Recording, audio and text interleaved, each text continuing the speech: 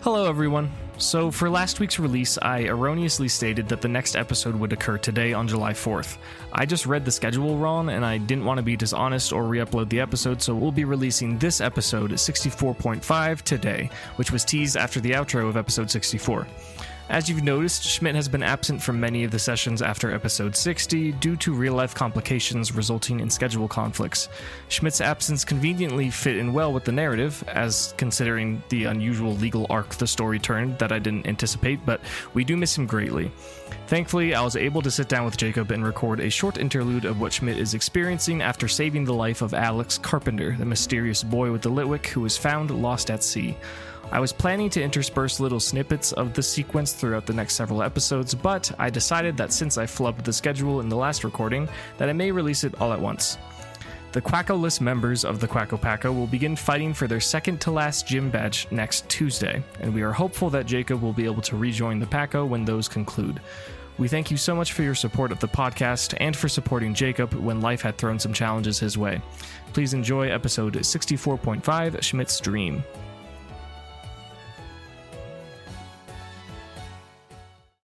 The last thing that you remember is riding aboard the Quacko Packo's rented sailboat, D's Nuts, speedily careening atop hundreds of Corsola towards a portal in a 2-story Dewford Town family home.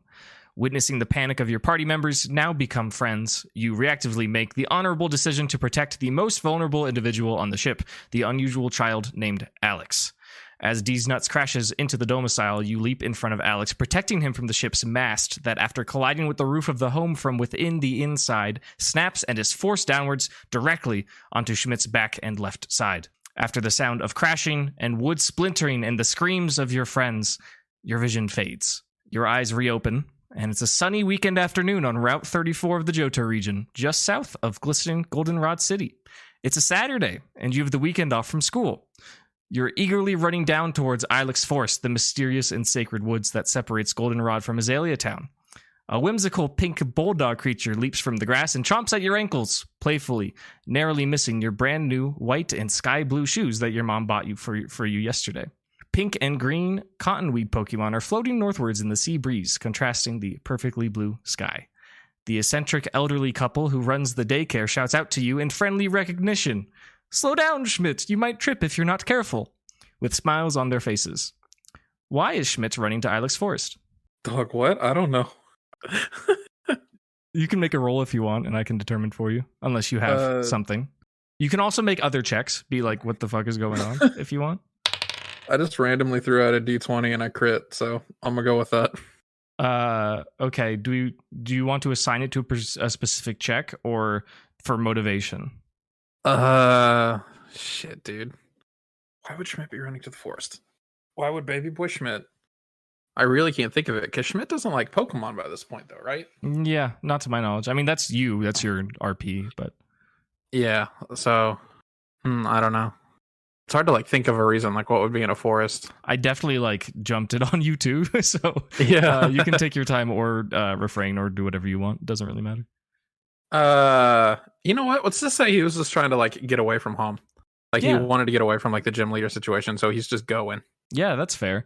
This is probably either the closest and or the most interesting natural space that's outside of the urban city. So I think that's a good enough a reason for baby boy Schmidt to be going anywhere. Schmidt wanders through the threshold that separates Route 34 from Ilex Forest, and he finds himself deep in the dark, shrouded woods. It is the middle of the day, but the tree cover is so dense that it's a little dark. There are cute bug Pokemon scurrying about, and a couple oddish among the trees are peering at Schmidt cautiously as he comes in to play. Does Schmidt have anything particular in mind, anywhere he wants to go? Has Schmidt been in this forest before? I will say canonically Schmidt likely has. I will offer some intel here. There's a little pond that's very pleasant and calming. That's what I was thinking of, yeah. He was just going to go out and hang out there. Okay, yeah. It's also known that it's a very protected and kind of sacred forest, and woodworkers from Azalea Town will often come through, and they are permitted to kind of grow and chop down very specific trees for generations for their wood. And yeah, so Schmidt's going to go hang out in the pond.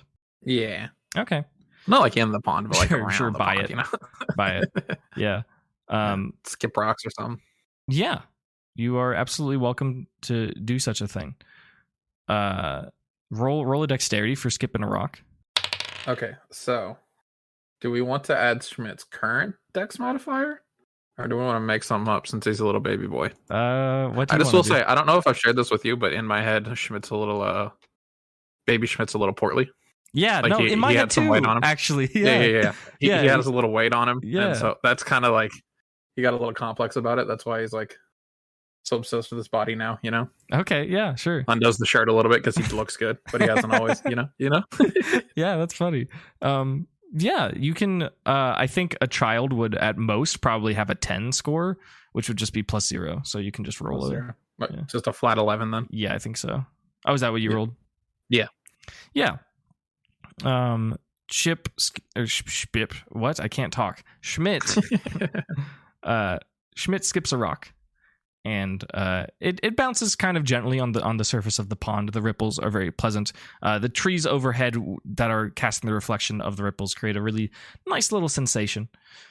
Schmidt kind of hears like a strange sound after the rock settles into the pond. Roll a quick perception, probably with no bonuses. Dude, ooh, that was an 18. 18's pretty high. Schmidt sees out of the corner of his eye just like an incredibly quickly moving flash of bright green light. And then as he refocuses his attention after being distracted by that, it is now evening in Ilex Forest. Even though the cloud or the tree cover is immense, he can peer up through the branches and see that it's probably dinner time, that he probably needs to start going home. Mom is so gonna kill me. Are you gonna head home? Yeah. Okay, cool. You do that. You're running by.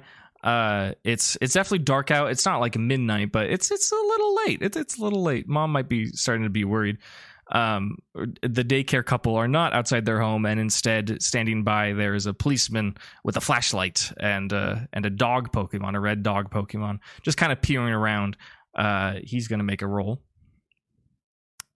Yeah, he sees you and he says, "You better hurry home, kid. It's getting dark out here." Do you say anything back to him? Yes, officer. Perfect. You make your way back to your pretty nice home. Your mother is a gym leader, so she makes pretty decent income, even despite being a single mother. And you walk in and she says, "Schmidt, where have you been? I was starting to get worried about you." Walking around the forest, whatever. Perfect. She says, "Well, no bother now. I'm glad you're home safe. Here, have some dinner." And she seats you down at the table and prepares you a serving. She sets down a plate for you, and it looks like some sort of noodle dish. Do you dig in? Oh, yeah. Okay. Baby boy Schmidt takes a bite of the noodles, and they're scrumptious. He looks down at his fork to take another bite, and instead of regular noodles, what he sees is a writhing plate of blue and red tentacles. Then, What? His vision changes. What? He is no longer a small child in Goldenrod City. His eyes are closed, and he feels like he's in a state where he doesn't really know what's going on. Please roll a perception check with normal Schmidt stats. 13. 13. Okay. There's a couple things that Schmidt notices. One, there is a pressure on his chest. He's laying on his back. His eyes are not open. He's incredibly disoriented. He feels a pressure on his chest with, it is without a doubt Quacko. There's no question that Quacko the Farfetch'd is standing on top of Schmidt, perhaps protecting him or standing guard or something. With your other perception, you hear machines whirring and beeping softly. It seems like it is not a stressful situation besides the fact that you are not sentient of particularly what is going on. And you hear just loose, basic conversation of adults. And it's clear you're in your normal adult Schmidt body currently. And they're murmuring, and you hear one of them say something. "We don't have any medical records." Then you hear someone else say something.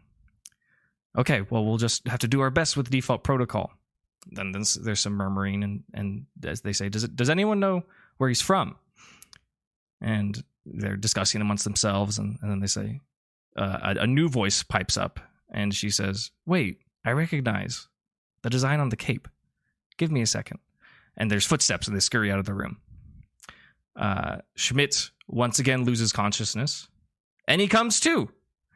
Schmidt, you're in school. Your uniform is a little snug on you as you're in the middle of your teenage growth spurt. In your hands, you're folding a purple piece of paper into the shape of a paper airplane that is a Gligar. On top of a sky blue binder on your desk that says history. You're in the middle of the classroom. There are seats arranged in like an 8x8 square. Where are you going to throw this little paper Gligar? I'm in the classroom? Mm-hmm. You're in the classroom, the teacher's speaking. You fold it up a little. I mean, you don't have to throw it, but you have a little paper airplane that's designed for throwing. And I'm wondering where you want to throw it. Is the teacher watching? Not right now. Her back is to you, and she is writing on the board. She's saying something. I'm gonna find like a bully in the room. Okay. I'm gonna throw it at him. Cool. What's the bully's name? Fuck. You don't have to. I just am curious if you have one. There was one in New Girl that specifically bullied Schmidt. Look it up. I cannot remember. Yeah, look it up. It's worth it. Benjamin. That's his name. Great. Yeah. Just pick a direction. I'm gonna say I'm like, I don't know. I'm thinking like anime classroom in my head, so it's like just windows onto the left side. Yep, that's exactly on like the what far I row pictured. left. Yeah. Schmidt's on the far left, so you can look out the window. So it's to the right. Okay. I'm gonna great. say the bully's like second row, second seat. Okay. Make a dexterity check for throwing it with half of Schmidt's current dexterity modifier.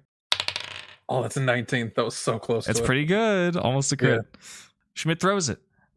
Benjamin is currently looking down at his papers. He's not taking notes. He's clearly doodling something, maybe something inappropriate. Your little paper airplane Gligar smacks directly into his face, and he gets all disgruntled. He says, "Who threw that?" And he makes a bit of a commotion because he's a bit of a buffoon, a bit of an idiot, and you are pestering him on purpose because he's mean. This draws the attention of the teacher. She turns around and she makes a roll. She says, "Okay, settle down, you all." And she doesn't particularly notice anything that happened, but she has grown a little suspicious. And so she calls on you. She says, "Schmidt, you've been a good student. You've been paying attention. What is the capital of the Kanto region?" Can I roll history? Sure. Does Schmidt have his proficiency modifier at this point? I don't think so. Okay. I rolled a 9. Okay. It is between 4 cities. It is either Pewter, Saffron, Cerulean, or Celadon. Oh, where did the train in Johto take you? In Kanto. I'm trying to remember. Was that in Saffron? You know what I'm talking about? The magnet train went from Goldenrod to Saffron, and Schmidt would know that. Yeah, I'm going to say Saffron, because that's probably the only one he knows. Okay. The teacher receives your answer, and she says, "Very good, Schmidt. You've been paying attention. The capital is currently Saffron. However, 200 years ago, during the Jotonian Revolution, it was Celadon. It was strategically relocated during the war." She turns back to the board, and you can see that Benjamin is still kind of like being like, he's being all upset, and some cute girls are giggling who saw what happened, and Schmidt played it off so cool. Another good day for very cool teenager Schmidt. Roll a perception. That one was lower than the last. That was an 8. Okay, that's fine. As Schmidt is right by the window, he just kind of smiles because he's so cool. And he looks outside, and then all of a sudden, in a moment, the sky just goes dark, and then there is a giant, flashing, careening meteor that falls through Goldenrod City and smashes through the radio tower and lands right outside the window. Everyone in the classroom is totally shook and startled, and Schmidt sees an eerie figure begin to emerge from the meteor, and then his consciousness ends. Schmidt finds himself once again with his eyes closed, feeling groggy, feeling a little uncomfortable. Give me another perception check. 6. The rolls just keep going down. That's totally fine. Schmidt hears concerned voices, no particular words, from the familiar voices that he heard before. and he hears one voice that is familiar. Familiar, not only that he recognizes it, but familiar in the sense that it is familial. But he can't make out any of the particular words. He feels like tubes in his nose to help him breathe. And besides the pressure on his chest that comes from Quacko, there is no new particular sensations or information. And Schmidt feels weird and bad, and he's got drugs in his system, and who knows what's actually happening. Schmidt opens his eyes again, and he finds himself in the 6th floor office in downtown Goldenrod at his job. He stands up from his desk and straightens his light blue tie, gets out of his office chair to go get some more coffee. He goes over to the little coffee kitchen water cooler area, and his boss, Julia, is there. Julia says, Schmidt, you gonna have those reports for me by Thursday? Yeah, I'm totally on it. I got this. You know me. I'm Schmidt. Roll a charisma. What'd you get?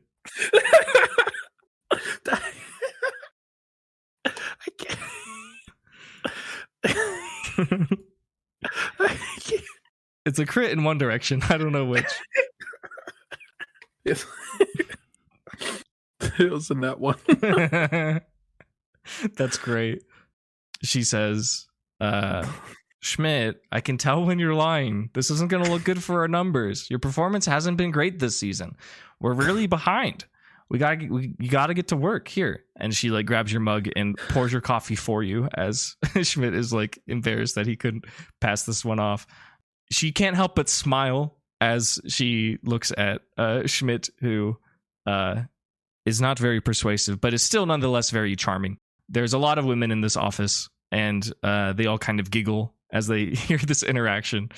And Julia hands you your coffee and says, now get back to work, Schmidt. I have big expectations for you. Oh, shit, I need to respond. I think Schmidt's just embarrassed and he just runs away. Yeah, like the first opportunity to get out of there, he's just... Yeah, that's fair. That's fair. Schmidt returns to his cubicle. It has a nice window view. When you imagine Schmidt at work, what do you think he's working on? I don't think he's working on shit. Okay. Yeah. I think he's making more Glider paper airplanes. There's a reason his performance hasn't been good, huh? Yeah.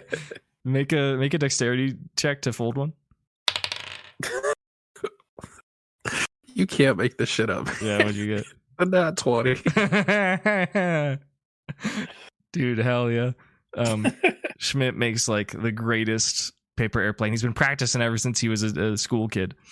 And he folds it up and he throws it, and as he does so, his hair flies back and his tie whips back over his shoulder, and it's a little as if he has some sort of hero's bravado in his genes or something, because the air around him seems to pulse and glow as he throws the greatest paper airplane of all time. Yeah, hold on, nat 20. I'm trying to think where this goes. Yeah, it soars like a big old circle around the office. Even Julia's a little impressed. She's like, oh, wow. And it flies out the window. If Schmidt gets up to see, it soars out of the building directly down to street level and then across the street, and it bumps right into Nick, Schmidt's roommate, as he's entering the gym to start his gym trainer shift. I was about to say, please tell me it's Benjamin again. Oh, no, that'd be awesome. No, different kind of person. Yeah, gotcha. It actually pokes the back of Nick's head kind of significantly, and he's got like a little paper cut bleed, and he turns around and says, what the fuck? And he like looks around, he can't see where it came from, and he like doesn't recognize it, and he clutches a Pokeball on his belt that past day Schmidt doesn't have any potential, any recognition of, but current day Schmidt knows this ball has Quacko in it. He walks through the gym doors, and the doors close, and Schmidt is standing at his office window. Schmidt returns to his desk to maybe work, to maybe not work. He takes a sip of his coffee, and as he puts the mug to his face, his vision once again goes dark. We're back at present day Schmidt. Schmidt now feels some different sensations. Roll a perception check. 10. 10. Okay. Improvement from the last one. Yeah. Schmidt notices that the pressure from Quacko is no longer on his chest, and his clothes are unfamiliar. In fact, he feels naked, except for perhaps just a scrub or something. He feels like he's got even more kind of machinery around him, more faint beeps, just more gentle murmurs of medical professionals, presumably. And someone is holding onto his right hand, a kind of coarse, masculine, caring hand is holding onto Schmidt's hand. And he has kind of a phantom perception of his left hand. Like he could wiggle the fingers, even though he can't move the rest of his body. But as he does so, he doesn't get any kind of proprioception from it. Like there's no like brain synapse that comes back. He can't make out any conversations. He just knows that something is happening. Once again, perhaps for the last time, Schmidt reawakens. He is on a beach in the middle of the ocean. Waves are crashing. There are big rocks all over the place. Wingles are squawking in the sea, and he is standing at the foot of a gargantuan tower, taller than perhaps the radio tower in Goldenrod City. It is massive. It is made completely of stone. It is a stone that is bleached from the sun. It has kind of inscriptions and holes for windows that ascend perhaps 30 or even more stories. He's standing in front of the door, and he feels compelled to enter. Does Schmidt actually enter? Yes. Okay. Schmidt goes in. He's wearing his cape. He has a little more bristle on his beard than usual. He walks in and sees a beautiful series of ancient murals that look very familiar to the ones found in Draconid Village, that depict just stories of ages past. There are staircases that spiral just directly upwards, but there's also parts of the floor that seem to be giving out due to time. Give me a dexterity check with an additional +3 on whatever Schmidt has. 13. 13. That's pretty good. Schmidt nimbly navigates these stairs. He hears the sound of plodding webbed feet behind him. As he's marching up the stairs, he turns around, and there he sees Quacko. Quacko is following him and makes eye contact and gives a very sincere kind of focused nod, as if they know what mission they're on. Give me a perception check. 14. 14, yeah. Quacko, this is not news for this version of Schmidt, but current sleepy Schmidt recognizes that Quacko's leak looks very different. It looks kind of serrated and almost kind of shiny in a way, and it seems like a very formidable weapon.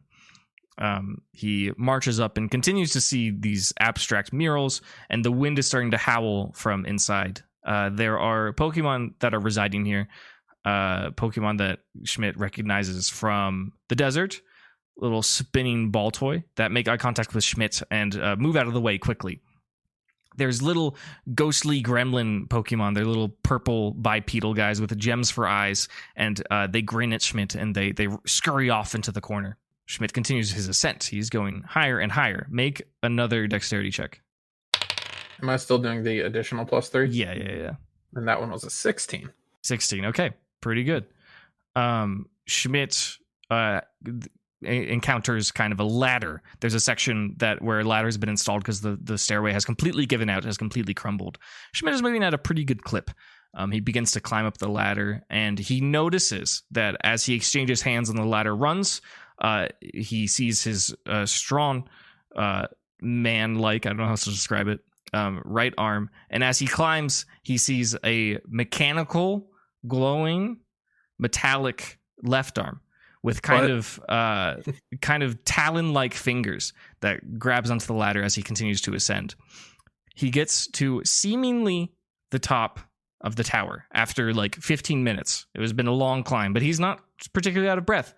It's almost as if he's done this climb before. He steps forward to an altar that's at the top of the tower, and there is a hooded figure behind him that steps forward. In a female voice, you can't see her face. She starts rushing towards Schmidt, and she says, "It's time to make your choice, Lore Keeper." You turn back around, and the altar is no longer present at the top of the tower. It is simply a darkness, just complete darkness. In a fork to your left, there's Quacko standing there. This is not like the Quacko with the new sword that you are having in your dream. This is like the Quacko that you know and love. In the middle of this fork, there is Deoxys in its base form, just staring at Schmidt. To the right of the fork, there is Symmetra, Sam, but there is something different about her. Schmidt has to make a choice as to which path he will take. Holy fuck. What does it mean, though? I think I go for Quacko every time. Okay. Schmidt, as all good adventurers do, goes left and embraces Quacko from the darkness. The woman who is chasing him runs forward, runs through Deoxys. As she runs forward, an immense green and black and yellow stripe flies through her body and just eviscerates Deoxys. Its body just completely falls apart and is consumed by darkness. In the far corner on the right side, Schmidt recognizes Sam standing alone. Roll a perception. That one was a 4. 4. Okay. 4's kind of low.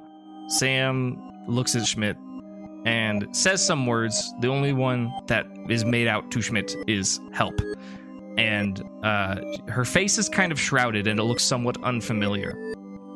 Right after she says these words, giant shadowy claws emerge from the darkness and wrap around her body and pull her downwards, and she disappears.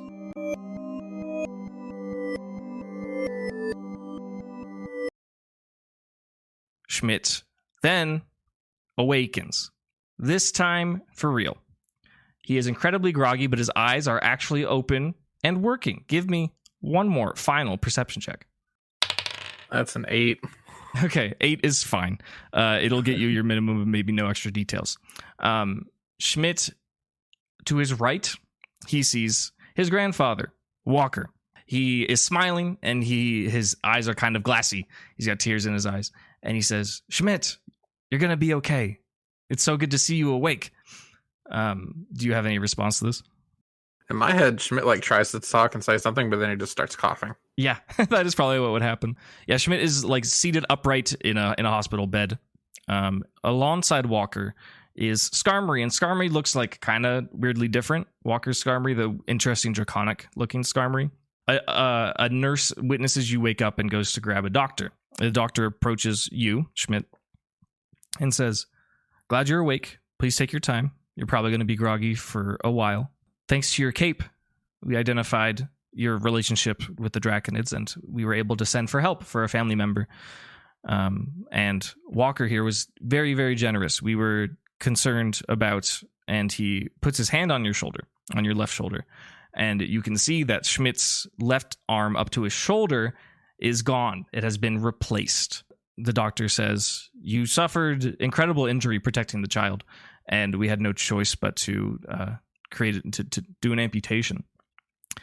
However, when we were worried about getting a prosthetic from Mava, it would have taken several days, and we would have had to keep you under for too long. It would have been dangerous, but Walker arrived and provided us with the materials that we needed.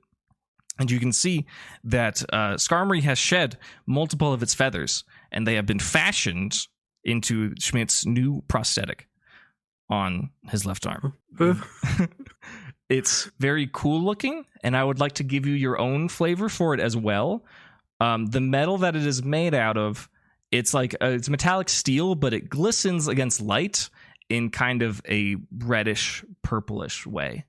You can add whatever fucking flavor you want, because it is your character. I would also like to add to your character sheet, after 2 more long rests, Schmidt will get +2 to strength and +2 to constitution permanently. He's got to sleep it off, though. His dexterity for anything involving his left hand will be at disadvantage until he crits with a dexterity check. Normal dexterity checks with the rest of his body are fine. If he's doing something with his left hand, it will be at disadvantage. Do you have all of that noted? Working on it. I will remind you on the 2 more long rests, if you wish. But Schmidt just kind of has to like recover a little bit.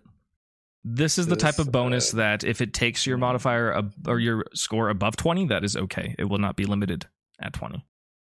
Schmidt is clearly experiencing a lot of emotions right now.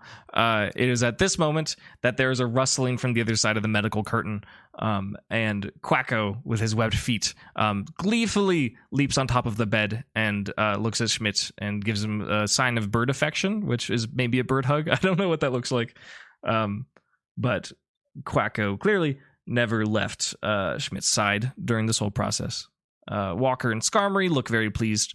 The medical personnel are someone's fetching a wheelchair and the doctor's asking if you have any questions. How the fuck do you react on the situation? I think Schmidt's just like still in disbelief, like kind of you can see like his eyes are wide and like his eyes are maybe shaking a bit and he's like kind of freaking out, like trying to move his arm around and still like not oriented to something. You can see he's like on the verge of tears but like not quite there yet. Yeah. You know, Give me a dexterity check. Disadvantage, actually. Disadvantage. That's a 4. Nice. Yeah, that's super low. Or no. Do I still count my modifier? You do. Then that's a 7. Yeah. Okay, still very good. Yeah, Schmidt kind of gets oriented with his new body part. It's a little strange. It's a little weird. Schmidt doesn't have the kind of like tensile muscle proprioception that you usually do with your body. And he kind of controls his fingers, and they move in not a natural way, but it feels like the grip is very strong. I wanted to pitch this to you because I'm kind of curious. How many fingers does this mechanical hand have? I would hope all 5. Okay, that's fine. Schmidt notices that on the end of each 5 of these fingers, rather than there being any nails or anything, there's like just ever so slight kind of like bird-like talons, just as a result for the natural weave from Skarmory's blades that the arm is made out of. It looks kind of fucking sick. And if you have any flavor for it, like you are welcome to give it, but you can take your time to decide on what exactly it looks like. This is what you rolled on the table. It wasn't a check, it was a table. This is something that occurs in D&D often that I feel like maybe I haven't been doing enough, but when people are knocked unconscious from a specific event, sometimes it makes a permanent injury, and the one that you rolled was left arm, so it has been replaced. All right. A nurse arrives with a wheelchair, and you're welcome to move to it if you so wish. Do you do so, or do you just hang out for longer? Sure. Okay. Schmidt is weak, but has the mobility to get into it. I think Schmidt now he's like starting to like come to, and he's starting to remember everything. So he's gonna start asking about everyone. It's like, where's the kid? Where's Elodie? Where's Cindy? Where's Gimli? Okay. Are you asking anyone in particular? The doctor, Walker, just whoever is there. Okay. The medical personnel look at each other and they say, "We aren't sure what happened from the accident. We know that you're the only one who experienced significant injury. We can only assume that the names that you've mentioned are the group you were traveling with are being held in custody at the Dewford Town Police Department. Do you have any other questions?" Nope, that's fine. Okay. Walker and his kind of seemingly more naked Skarmory, as it is missing some of its wing blades, escort you out of the hospital with Quacko on your lap. You get outside and you are greeted with a sea breeze. It is also nighttime. It's probably like 9 p.m. How many days it's been, you are not sure. Additionally, right as you step outside, whoosh, a flash of light blue and fluffy white Patricia has arrived. And she also displays some sign of bird affection to you. I don't know what that potentially looks like, but she is with you. I like to think we just kind of, I don't know. I think she would know I'm hurt. Yeah. But I think Schmidt will kind of like try to collapse on her. That's fair. Like a big fluffy hug. Yeah. So out of the wheelchair, perhaps. Yeah. Okay. Roll an easy check for Patricia. Strength, I guess. DC 10. 13. Okay, great. Yeah. Schmidt gets out of the wheelchair and leaps into Patricia's fluffy wings, and they're very soft and very comfortable. Walker says, "Your Altaria was waiting here all night. It seems like they knew where you were. That's awesome. That's great. It seems like Schmidt is able to locomote. He's able to walk. He is just feeling a little weak. Walker gives him his clothes, as well as like a change of clothes. Walker gives him perhaps one of Walker's pieces of clothing. It feels like a traditional Draconid garb. It's a long-sleeved shirt. It's kind of a tunic of sorts. And he also gives Schmidt a pair of gloves. Really, really nice, like black, like dragon hide gloves. And he says, you never know. You might want to protect your identity, or maybe it feels cold, or I'm not sure. We had an elder who had a prosthetic, and he always complained about it being able to tell when it was going to rain. So I don't know if this will help. And he gives you just a bunch of clothing. Okay. Schmidt's just gonna just humbly accept it and say thank you. Right. Walker says, "I heard about what happened.